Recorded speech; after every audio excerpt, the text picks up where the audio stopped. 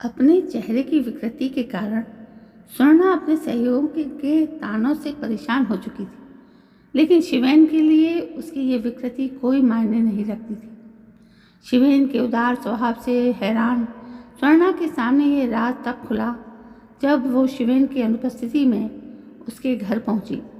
शिवेन दत्त के चार्ज लेते ही पूरे दफ्तर में खलबली मच गई कि दादा आइडियल इंसान हैं। हाँ, चपरासी और मैकेनिक खुश हैं, दोनों की खुशी की वजह अलग अलग है। चपरासी तो इसलिए खुश है कि बाबुओं की तीमारदारी से उन्हें अब कुछ राहत मिलेगी। मैकेनिक खुश हैं कि शिवेन दत्त तकनीकी जानकारी रखते हैं और उनका चयन योग्यता के आधार पर हुआ है, किसी की सिफारिश से नहीं।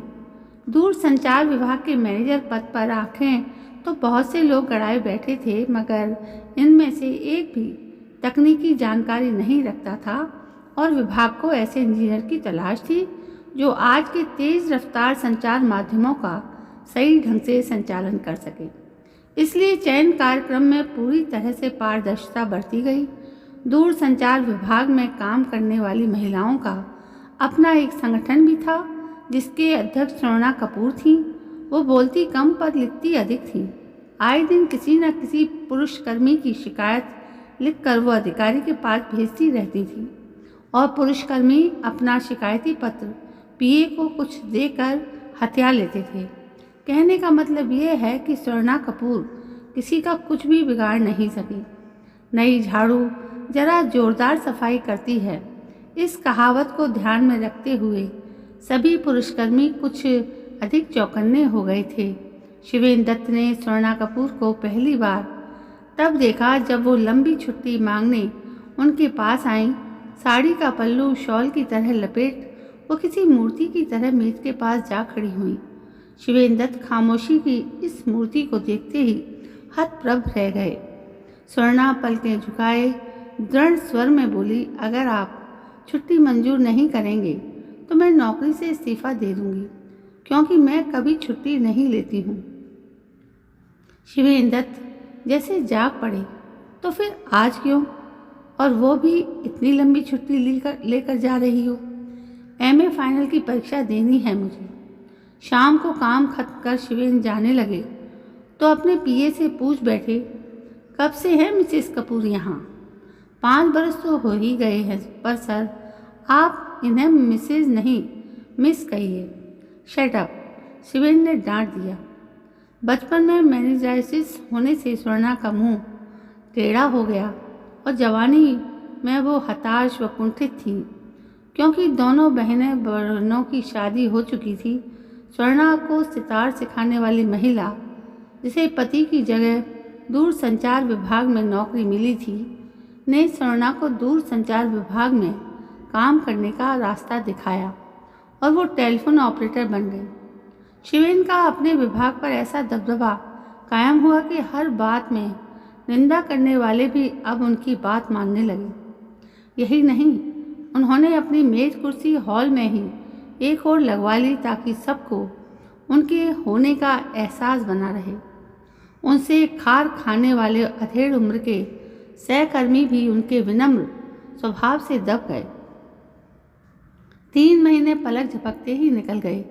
स्वर्णा जब लौटकर दफ्तर आई तो किसी पुराने मनचले ने फप्ती कसी, डिग्री पर डिग्री लिए जाओ, बारात नहीं आने वाली। इस फप्ती से प्रथम श्रेणी में डिग्री हासिल करने का गर्व व खुशी मटियामेट हो गई। स्वर्णा ने एक बार फिर अपने आंसू पी लिए। शिवेन के पीए ने जाकर जब ये छिछोरा व्यंग उन्हें सुनाया तो वो भी तिलमिला पड़े, पर वो जानते थे कि स्वर्णा उनसे कहने नहीं आएगी। अगली बार वो स्वर्णा के सामने से गुजरे तो अनायास रुक गए और एक अभिभावक की तरह उन्होंने नम्र स्वर में पूछा, पास हो गई? जी। स्वर्णा ने गर्दन नीचे किए ही उत्तर दिया। मिठाई नहीं खिलाओगी?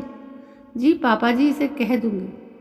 अगले दिन स्वर्णा मिठाई का कटोरदान लेकर शिवेन के मेज के सामने जा खड़ी हुई तो वो कुछ झेंप से गए।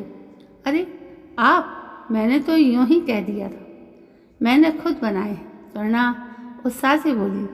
शिवेन ने एक लड्डू उठा लिया और कहा कि बाकी लड्डुओं को अपने सहकर्मियों में बांट दो। इसके कुछ दिन बाद ये सरकारी आदेश आया कि रात की ड्यूटी के लिए कुछ टेलीफोन ऑपरेटर रखे जाएंगे, जिन्हें तनख्वाह के अलावा अलग से भत्ता मिलेगा। मौजूदा कर्मचारियों को प्राथमिकता दी जाएगी। स्वर्णा ने रात की शिफ्ट में काम करने का मन बनाया तो मिसेस ठाकुर भी उसके साथ हो ली। तय हुआ कि रात को आते समय दफ्तर के ही सरकारी चौकीदार को कुछ रुपए महीना दे लेगी और ताकि वो उनको घर तक छोड़ आया करेगा। ये सब कुछ इतना गोपनीय ढंग से हुआ कि विभाग में किसी को पता ही नहीं चला। स्वर्णा को अपनी जगह न देकर शिवेन ने पूछताछ की तो पता चला कि स्वर्णा और मिसेस ठाकुर ने शाम की शिफ्ट ली है। उस रात जब दोनों ड्यूटी ख़त्म कर बाहर निकली तो जहां उनका रिक्शा और चपरासी खड़ा होता था, वहां शिवेन अपनी जीप लेकर खुद खड़े थे। दोनों को जीप में बैठने का आदेश दिया और खुद चालक की सीट पर बैठकर जीप चलाने लगे। पहले स्वर्णा को उसके घर छोड़ा, फिर मिसेस ठाकुर जब अकेली रह गईं तो उन्हें आड़े हाथों लिया। अपनी सफाई में मिसेस ठाकुर ने सारा सच उगल दिया। सर, आप समझने की कोशिश कीजिए। दफ्तर के लोगों ने स्वर्णा का जीना दूभर कर दिया था। कौन क्या कहता है, आपको शायद इसका आभास नहीं है। एक कुंवारी लड़की का रात को बाहर अकेले काम पर जाना क्या ठीक है? नहीं, मगर यहाँ उसे कोई छेड़ता तो नहीं है। रामदेव जी बाप की तरह उसे स्नेह देते हैं। मैं उसके साथ हूँ। रिक्शे वाले को मैं पिछले 15 साल से जानती हूँ। अच्छा, आप लोगों को रात के समय घर छोड़ने के लिए कल से आरिफ रोज जीप लेकर आएगा। शिवेन बोले, कुछ ही दिनों में मैं आप लोगों के लिए एक वैन का इंतजाम करा दूंगा। कभी कभी शिवेन विभाग में दौरा करने जाते तो स्वर्णा से हालचाल पूछ लेते। धीरे धीरे शिवेन स्वर्णा से इधर उधर की बातें करने लगे। मसलन, कौन कौन से लेखक तुम्हें पसंद हैं, कहाँ कहाँ घूमी हो, क्या क्या तुम्हारी अभिरुचि है। स्वर्णा उत्तर देने में झिझकती। मिसेस ठाकुर ने उसे प्यार से समझाया, मित्रता बुरी नहीं होती, बातचीत से आत्मविश्वास पनपता है। एक दिन रामदेव ने कहा, बेटी शिवेन को तुम्हारी बड़ी चिंता रहती है, और उस पर गहरी नज़र डाल दी। स्वर्णा संभल गई।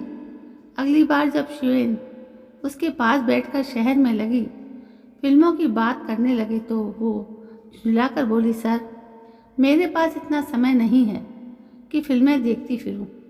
उसकी इस बेरुखी से शिवेन शर्मिंदा हो चुपचाप वहाँ से हट गई। स्वर्णा का मन फिर काम में नहीं लगा।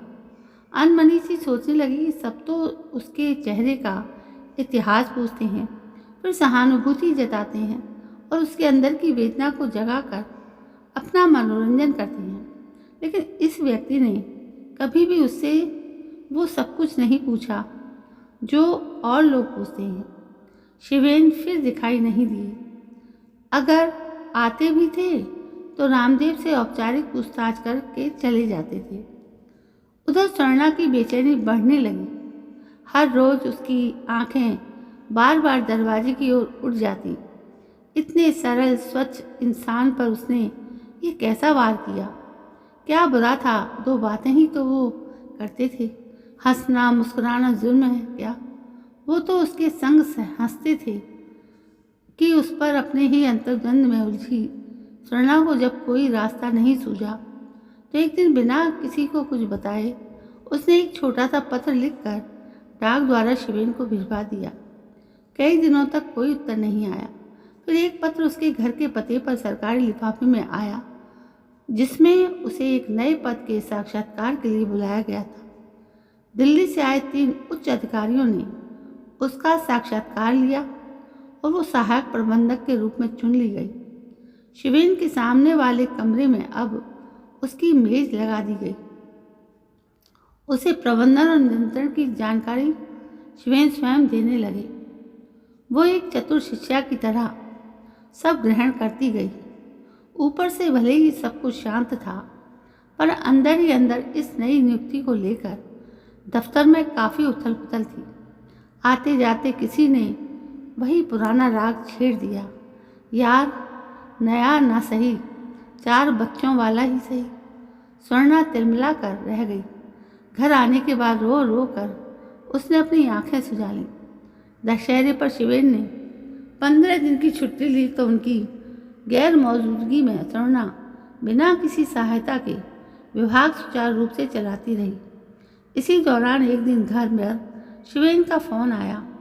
दफ्तर के बाबत औपचारिक बातें करने के बाद उसे बाजार की एक बड़ी दुकान के बाहर मिलने को कहा। स्वर्णा ने घर में किसी को कुछ नहीं बताया और मिलने चली गई। शिवेन ने उसकी पसंद से अपनी माँ और बहन के लिए कपड़ों की खरीदारी की। फिर दोनों एक रेस्टोरेंट में बैठकर इधर उधर की बातें करते रहे। बातों के सिलसिले में ही स्वर्णा पूछ बैठी, बच्चों के लिए कुछ नहीं लिया आपने? नहीं। शिवेन एकदम खिलखिलाकर हंस दिए और बोले, किसके बच्चे? मेरी तो अभी शादी भी नहीं हुई है। स्वर्णा अविश्वास से बोली, दफ्तर में तो सब कहते हैं कि आप 4 बच्चों के बाप हैं। स्वर्णा, मेरी उम्र 36 साल हो गई है, पर मैं कुंवारा हूँ। अगर एक 30 साल की स्त्री कुंवारी हो तो लोग कहते हैं कि किसी ने उसे पसंद नहीं किया, मगर एक पुरुष अविवाहित रहे तो जानती हो लोग उसके विषय में क्या सोचते हैं। मैं शादीशुदा हूँ, यही भ्रम बना रहे तो अच्छा है। शिवेन ने अपना हृदय खोल कर रख दिया और स्वर्णा जीवन में पहली बार किसी की राजदार बनी। 2 दिन बाद शिवेन ने स्वर्णा का अपने साथ सिनेमा देखने के लिए आमंत्रित किया।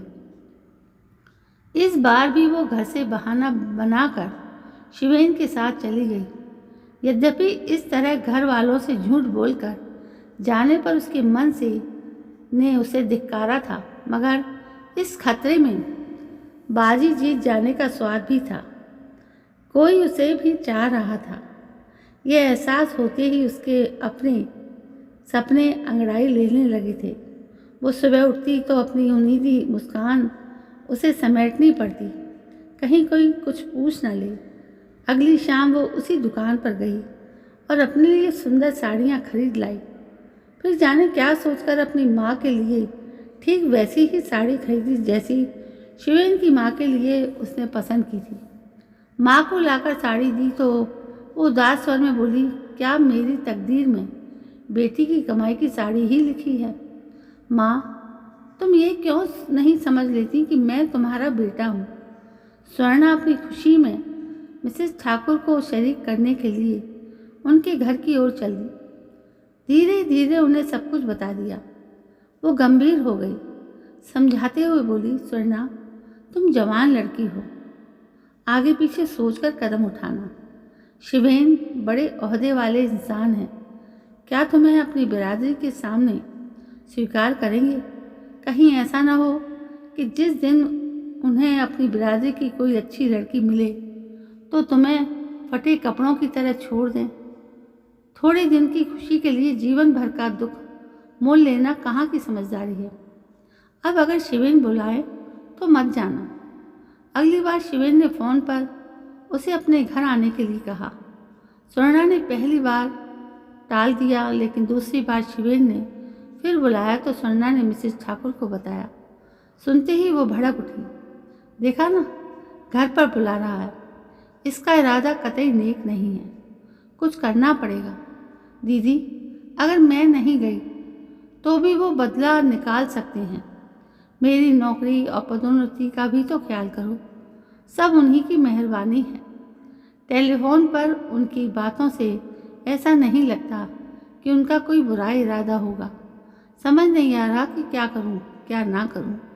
ठीक से सोच लो स्वर्णा, जाना तो तुम्हें कल है। मिसेस ठाकुर के घर से लौटते समय आगे की सोचकर उसका गला सूखा जा रहा था।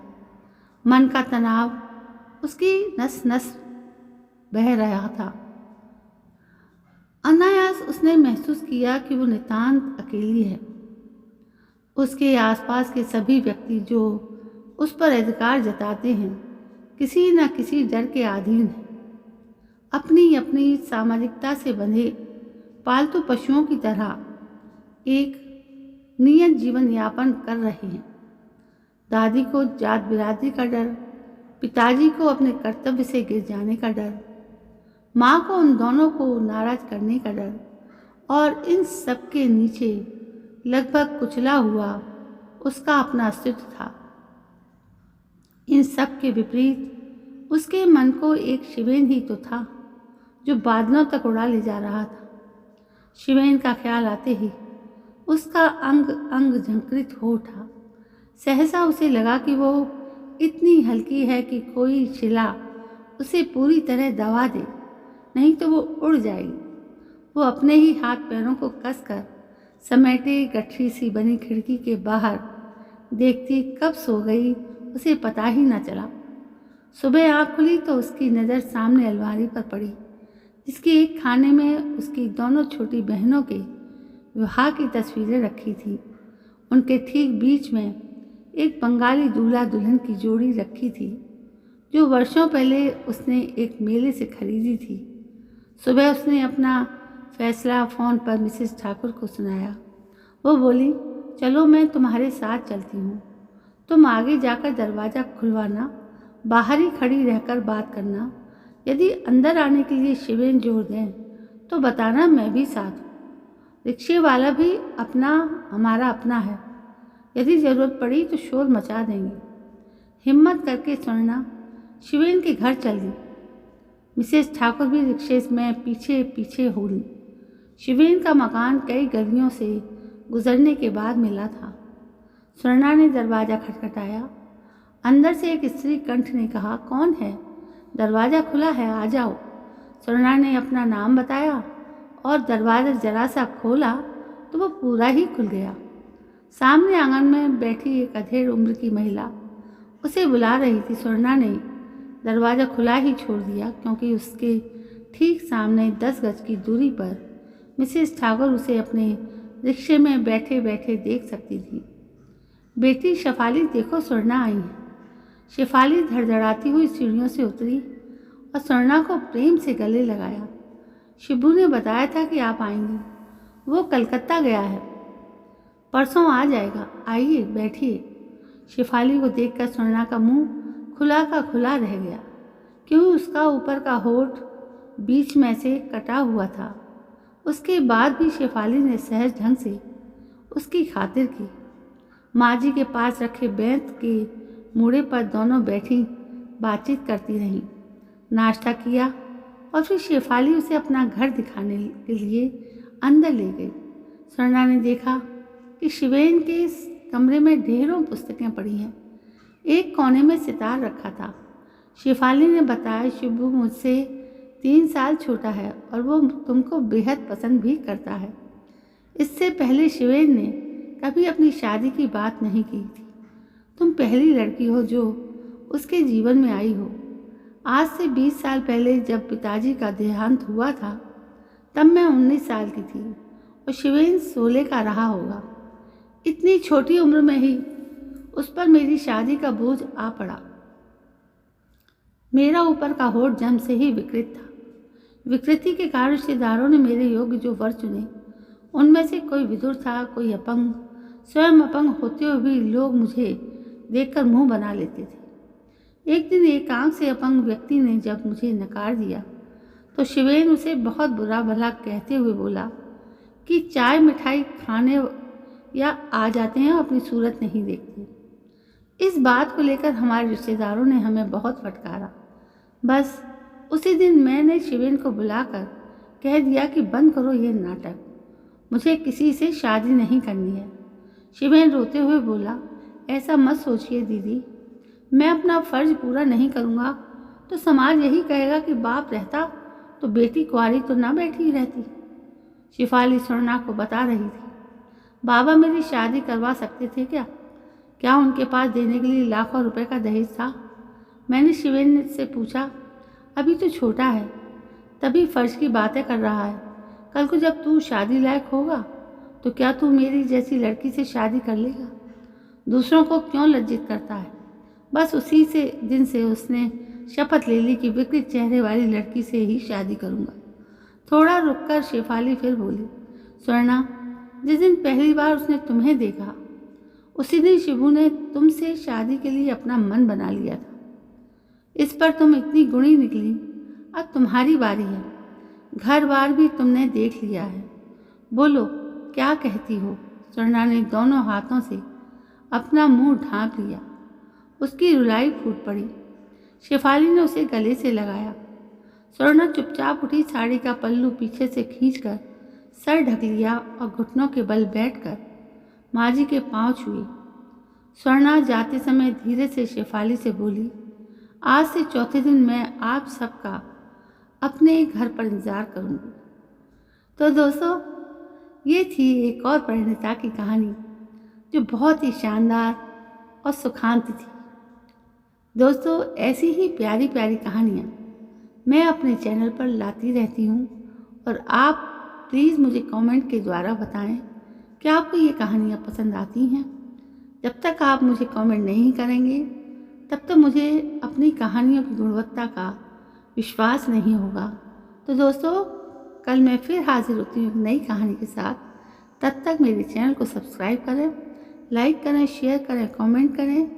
कल मैं फिर हाजिर होती हूँ। तब तक के लिए जय हिंद, वंदे मातरम।